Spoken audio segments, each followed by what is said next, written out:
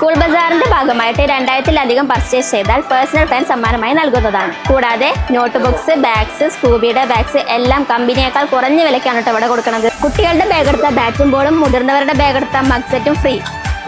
299 മുതൽ സ്റ്റാർട്ട് ചെയ്യുന്ന combo sets ഇവിടെ അവൈലബിൾ ആണ് കേട്ടോ. ബാക്ക് ടു സ്കൂൾക്ക് ആവശ്യമായ എല്ലാ സാധനങ്ങളും കമ്പനി വിലയേക്കാൾ കുറവിലാണ് ഇവിടെ കൊടുക്കുന്നത്.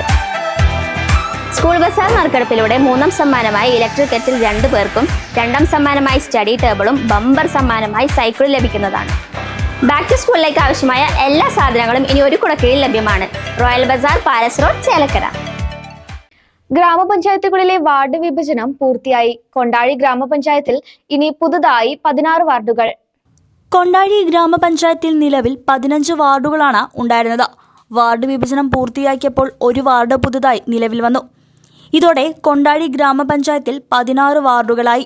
മായന്നൂർ കടവ്, Gandhi Ashramam, Muthedath Padi, Mayannur Kavu, Paramelppadi, Paramelppadi south, Kuzhiyanpadam, south Kondazhy, Chelakode, Vadakkumkonam, plantation, Melemuri, Chirankara, Ullattukulam, Mankulam എന്നീ 16 വാർഡുകളാണ് പുതുതായി നിലവിൽ വന്നത്.